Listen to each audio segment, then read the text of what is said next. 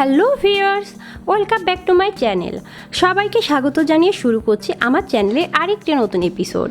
কেমন আছেন সবাই? আশা করি সবাই খুব ভালো আছেন। আজ আমি আপনাদের সাথে শেয়ার করব মাত্র 2টো ডিম দিয়ে কোনো রকম মেজারমেন্ট কাপ ছাড়া চায়ের কাপে মেপে চায়ের কাপে পুডিং। এই পুডিংটা আপনারা ঝটপট তৈরি করতে পারবেন।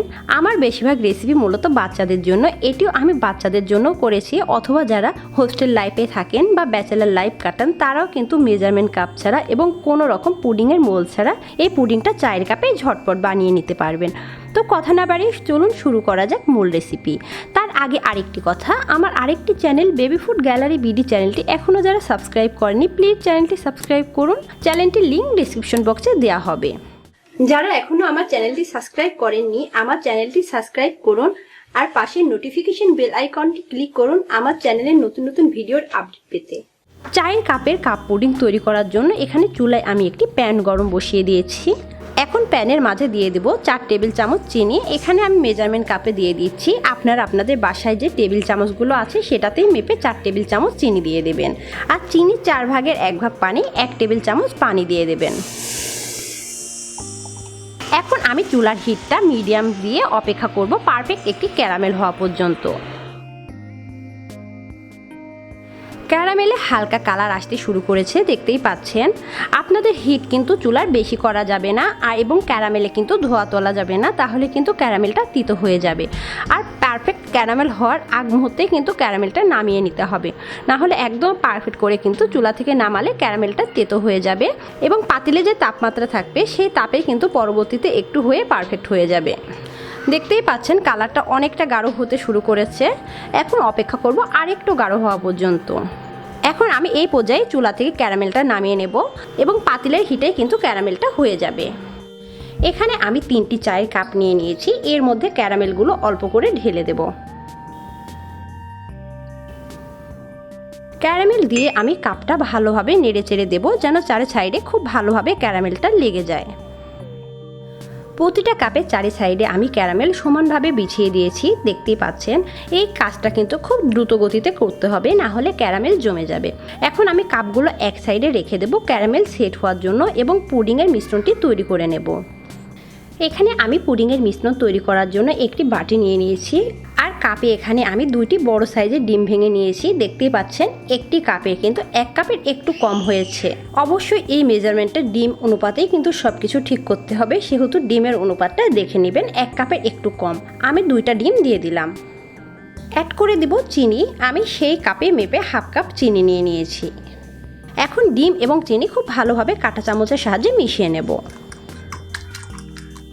আমি ডিম চিনির সাথে মিশিয়ে নিয়েছি, চিনি কিন্তু এখনও পুরোপুরি গলেনি, আমি পরবর্তীতে গলিয়ে নেব।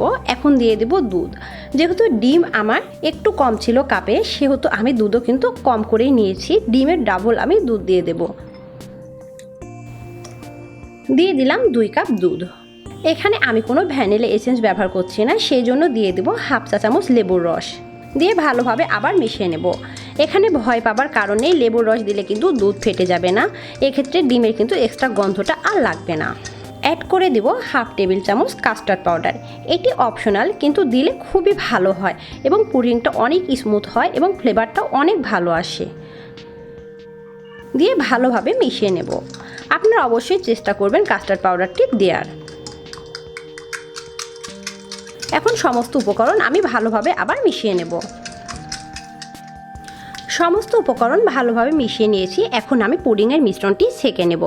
আরেকটি কথা আপনাদের সাথে শেয়ার করা হয়নি, আমি কিন্তু যে দুধটা ব্যবহার করেছি সেটি ভালোভাবে বলক তুলে নিয়েছি এবং হালকা ঘন করে নিয়ে দুধটা ঠান্ডা করে নিয়েছি। এখন আমি পুডিংয়ের মিশ্রণটি ছেঁকে নেব।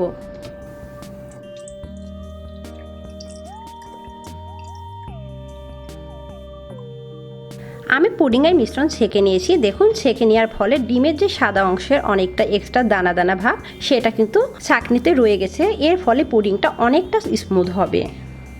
যে চায়ের কাপগুলো আমি ক্যারামেল সেট করে রেখেছি পারফেক্টভাবে ক্যারামেল সেট হয়ে গিয়েছে, দেখুন হাতে লাগছে না। এই পর্যায়ে এখন আমি পুডিংয়ের মিশ্রণগুলো ঢেলে দেব।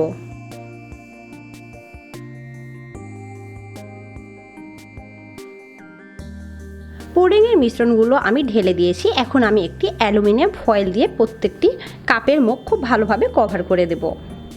আমি অ্যালুমিনিয়াম ফয়েল দিয়ে প্রতিটি কাপের মুখ কভার করে নিয়েছি। এখন আমি 3টি কাপই আমি একটি বড় কেক মোল্ডের মধ্যে সাজিয়ে নেব। আমি কেক মোল্ডের মধ্যে সাজিয়ে নিয়েছি। আমি পুডিং কিন্তু চুলায় বেক করব। আমি কেক মোল্ডের মধ্যে সাজিয়েছি বিধায় কিন্তু আপনাদের কেক মোল্ডের মধ্যেই বেক করতে হবে তা না। আপনাদের হাতের নাগালে স্টিলের প্লেট অথবা পিৎজা ট্রেগুলো থাকলে তাতেও কিন্তু সাজিয়ে নিতে পারেন। আমার হাতের কাছে সেগুলো ছিল না, এটি ছিল, সেই জন্য আমি এটির মধ্যেই সাজিয়ে নিয়েছি। এখন আমি পুডিংগুলো চুলায় বেক করব। আমি পুডিং বেক করার জন্য এখানে চুলায় একটি প্যান বসিয়ে দিয়েছি আর প্যানের মধ্যে আমি পানি দিয়ে দিয়েছি এবং একটি স্ট্যান্ড দিয়ে দিয়েছি। পানি এমনভাবে দিয়ে দিয়েছি যেন স্ট্যান্ডটা কাভার করে, স্ট্যান্ডের উপরে না। এখন আমি এর মধ্যে কিন্তু পুডিংয়ের মোলটা বসিয়ে দেব, দিয়ে ঢাকনা দিয়ে ঢেকে দেব। আর ঢাকনার যে ছিদ্রটা আছে সেটি কিন্তু আমি বন্ধ করে দেব। এখন আমি চুলার হিট হাই রেখে অপেক্ষা করব পানিতে বলক ওঠা পর্যন্ত। পানিতে বলক চলে এসেছে। এই পর্যায়ে আমি চুলার হিটটা মিডিয়ামের চাইতে কম করে দেব। আমার চুলার কিন্তু তাপমাত্রা সর্বোচ্চ 2000, এখানে আমি 500 করে দেব। আমি 500 করে দিয়েছি। এই অবস্থায় 30 মিনিট আমি পুডিংটি ভাপে রাখবো। ফিরে আসছি 30 মিনিট পরে।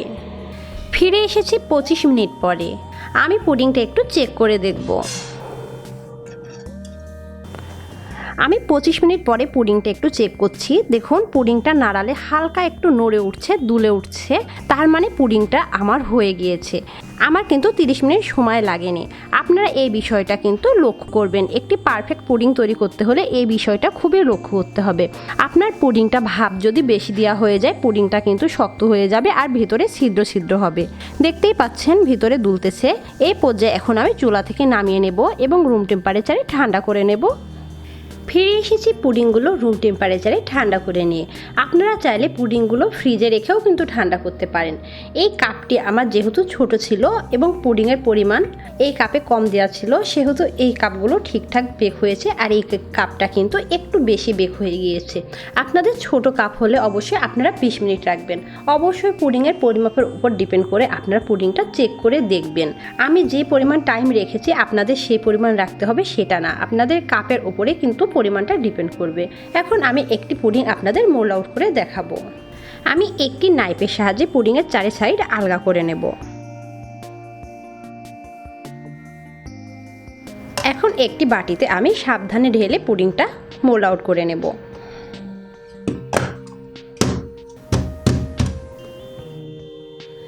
দেখতেই পাচ্ছেন কত সুন্দরভাবে পুডিংটা হয়ে গিয়েছে আর ক্যারামেলের কারণে ভিতরটা কত সুন্দর কালার এসেছে।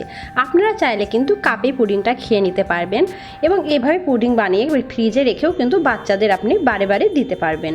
আশা করি আজকের পুডিংয়ের ভিডিওটি আপনাদের ভালো লাগবে। তো আমার ভিডিওটি যদি আপনাদের ভালো লেগে থাকে অবশ্যই আমার চ্যানেলটি সাবস্ক্রাইব করবেন। আমার ভিডিওতে লাইক, কমেন্ট, শেয়ার করে আমার পাশে থাকবেন। ধন্যবাদ।